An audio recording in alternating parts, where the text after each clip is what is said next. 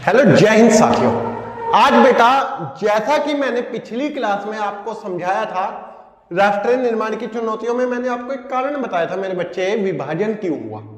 आज हम इस चैप्टर को शुरू करेंगे। मैंने आपको राष्ट्र का मतलब बता दिया था लास्ट वीडियो में और विभाजन के कारण बता दिए थे। आज मैं बताता हूं बेटा इस चैप्टर के शुरू से पोर्शन बाय पोर्शन, यानी कि एक शब्द आता है सबसे पहले, जैसे ही चैप्टर स्टार्ट होता है बेटा, भाग्य वधु से चिर प्रतीक्षित भेंट। भाग्य वधु से चिर प्रतीक्षित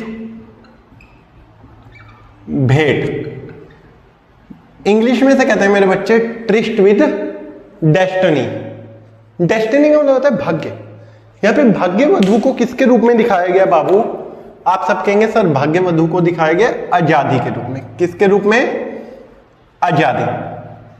तो इस चैप्टर का मतलब ही, इस मतलब पॉइंट का मतलब ही यही है कि आजादी से एक भेंट, है ना। अब बेसिकली ये जो एक भाषण था, ये क्या था? एक भाषण जो किसने दिया था? By PT Nehru. और कब दिया था बेटा? 14-15 अगस्त की मिडनाइट। 14-15 अगस्त मिडनाइट। और किसको संबोधित करते हुए? तो आप याद रखेंगे बेटा, संविधान सभा, यानी कि कॉन्स्टिट्यूशन असेंबली के, संविधान सभा के विशेष सत्र। विशेष सत्र का मतलब क्या हो गया बेटा? कॉन्स्टिट्यूशन असेंबली के स्पेशल सेशन को संबोधित करते हुए, है ना। विशेष सत्र को संबोधित करते हुए, संबोधित करते हुए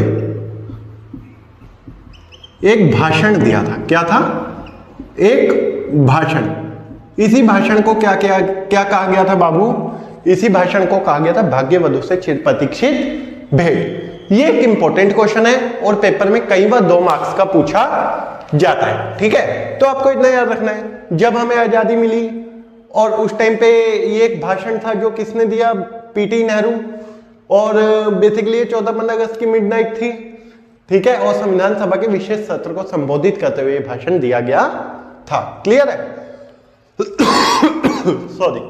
उसके बाद एक और पॉइंट आया था बेटा, जब भारत आजाद हुआ, भारत की आजादी के समय, किस समय? आजादी के समय 2 पॉइंट ऐसे थे, 2 गोल ऐसे थे बेटा जो कॉमन थे। क्या थे? समय 2 कॉमन उद्देश्य। कॉमन मतलब एक जैसे, है ना। मैं यहां पे लिख दे रहा हूं कॉमन गोल्स, यानी कि 2 बातें बेटा ऐसी थी जिस पर सब सहमत थे। सब इन द सेंस जितने भी नेता थे, चाहे वो पक्ष के हो चाहे विपक्ष के हो, इस चीज से फर्क नहीं पड़ता था। सभी नेता सहमत थे, हाँ ये 2 चीजें तो हम करेंगे ही करेंगे। इसमें पहली चीज क्या थी बाबू? आप याद रखेंगे, इसमें पहली चीज थी क्या? पहली चीज थी देश में लोकतंत्र की स्थापना। क्या थी? देश में लोकतंत्र की स्थापना। और दूसरी थी बेटा एक समान विकास। एक समान विकास। अब देखो, हमारा भारत देश बेसिकली क्या था बेटा? टुकड़ों में विभाजित था। टुकड़ों में विभाजित होने का मतलब समझ रहे हो? यानी कि बेसिकली कुछ इस तरीके का डेवलपमेंट था कि एक ग्रुप तो काफी अमीर और एक ग्रुप काफी गरीब था।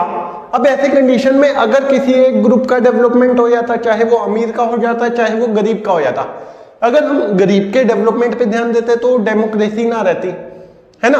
और अमीर के डेवलपमेंट पे ध्यान ना दे, गरीब के डेवलपमेंट पे ध्यान ना देते तो कहीं ना कहीं भैया हमारे देश में गरीबी इस हद तक बढ़ जाती, क्योंकि हमारा देश पहले ही गरीबी के एक मकड़ जाल का मतलब कहते हैं, जैसे मकड़ी का जाला होता है ना, वो मकड़ी को फंसाए रखता है, उस तरीके से फंसा हुआ था। क्लियर है? तो ये 2 कॉमन कॉल है। उसके बाद बाबू एक टॉपिक आ जाता है हमारा जो सबसे मेन है और 6 नंबर का पेपर में पूछा ही जाएगा, 6 मार्क्स, इंपॉर्टेंट एंड डन। ठीक है, भारत के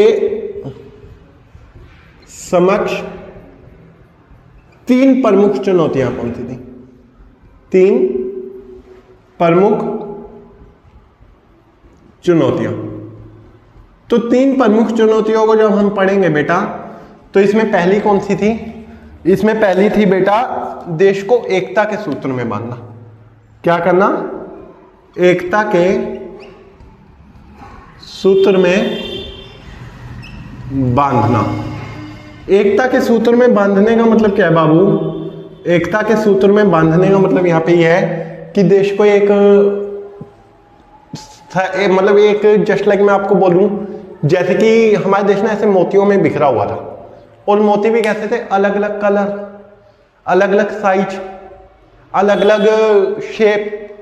अब उन मोतियों को पिरोकर एक अच्छी माला बना पाना क्या बहुत आसान है? आप कहेंगे नहीं सर। वैसे ही बेटा जब हमारा देश आजाद हुआ तब तो छोड़ो, आज भी देख लो, है ना, चाहे वो भाषा हो, चाहे वो संस्कृति हो,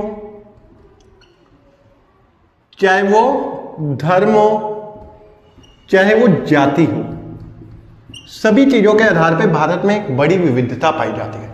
विविधता का मतलब होता है डाइवर्सिटी। तो उस डाइवर्सिटी को एक करना, पूरा विश्व कहता था कि भारत कभी यूनाइट नहीं हो पाएगा, कभी एक नहीं हो पाएगा, कुछ दिन ये एक साथ चलेंगे उसके बाद भारत टूट जाएगा। ये किसका कहना था? जो इंडिया के क्रिटिसाइजर्स थे। क्रिटिसाइजर्स का मतलब क्या होता है? आलोचक थे, है ना। उनका मानना था भारत कभी एक नहीं टिक पाएगा, लेकिन भारत ने ऐसा करके दिखाया। आप देख सकते हो वर्तमान समय तक भारत इतनी जो बहुलता भरी, विविधता भरी जिंदगियों को लेकर एक साथ चल रहा है। हाँ या ना?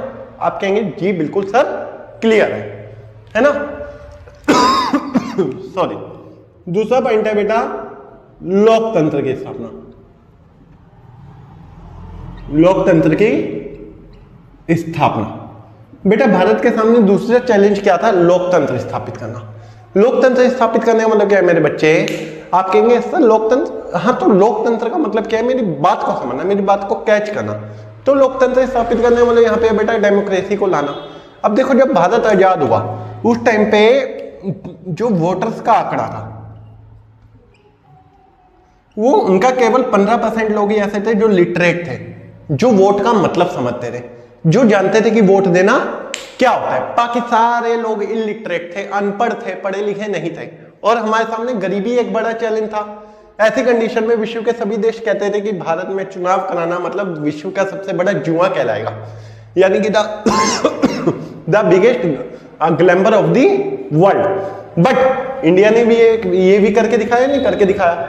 आप कहेंगे बिल्कुल करके दिखाया। जैसे कि आपने 11th क्लास में चुनाव वाला चैप्टर पढ़ा है, उसमें एक चीज दिखा रहा होगा बेटा कि जो पंडित जवाहरलाल नेहरू है वो हाथी को कैसे ऐसे पूंछ से खींचते हुए दिख रहे हैं, और हाथियों को किसका इंडिकेशन दिखाया है? आप कहेंगे सर हाथियों को दिखाया है वोटर्स का इंडिकेशन। तो इधर दिखाया गया था कि पंडित जवाहरलाल नेहरू किस तरीके से वोटर्स को कंट्रोल करने की कोशिश कर रहे हैं। और उसके बाद जब हमारी पहली वोटर लिस्ट तैयार हुई ना बेटा, वोटर लिस्ट में नाम ऐसे लिखे गए, फला की बीवी, है ना, और अला की बेटी, यानी कि लोग अपनी वाइफ का नाम तक बताने को तैयार नहीं थे। ऐसी कंडीशन में क्या किया बेटा? दोबारा से वोटर लिस्ट तैयार करानी पड़ी। दैट्स वाई हमारे पहले इलेक्शन होने में लगभग 6 मंथ का टाइम लग गया। कितने मंथ का? 6। क्लियर है। तीसरा चैलेंज है बाबू यहाँ पे, तीसरा चैलेंज है एक समान विकास। क्या है? एक समान विकास। एक समान विकास का मतलब क्या है बेटा? एक जैसा डेवलपमेंट। जैसे कि मैं आपको बता ही चुका हूं, हमारे देश के सामने एक बड़ा चैलेंज ये था कि हमारा देश 2 भागों में विभक्त था। एक तो बहुत ज्यादा ही अमीर थे, एक बहुत ज्यादा ही गरीब थे। अब दोनों का एक समान विकास करना ताकि लोकतंत्र को एक अच्छी गति से, एक अच्छे तरीके से कायम किया जा सके, एक चैलेंज रहा होगा, नहीं रहा होगा। अब सबको एक समान सुविधाएं पहुंचाना, है ना, सबको एक जैसा जीवन देना एक बड़ा संघर्ष था। किसके लिए? इंडियंस के लिए या भारतीयों के लिए? उम्मीद करता हूं बेटा तीनों चुनौतियां समझ आ गई होंगी, ये 2 पॉइंट समझ आ गए होंगे। कल हम 2 इंपॉर्टेंट टॉपिक्स को पढ़ेंगे। एक तो बेटा ये कि विभाजन की प्रक्रिया यानी कि the process of partition and the consequences of partition, उसके परिणाम। क्लियर? अगर बेटा वीडियो अच्छी लगी हो तो प्लीज चैनल को सब्सक्राइब कीजिए, वीडियो को लाइक कीजिए, शेयर कीजिए। जय हिंद, जय भारत।